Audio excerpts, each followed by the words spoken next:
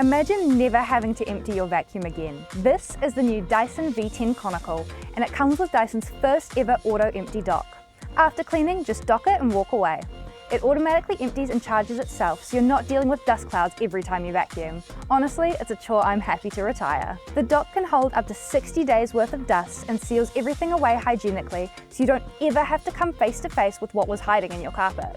It also neatly stores up to 3 accessories and keeps the vacuum charged and ready for the next clean. And it's still got all the Dyson cleaning power you'd expect. 15 cyclones generate powerful suction to pick up everything from everyday dirt to microscopic dust. The fully sealed HEPA filtration system captures 99.99% of particles as small as 0.1 microns, helping keep cleaner air in your home. And if you've ever thought your floors looked clean, the laser-like illumination is about to humble you.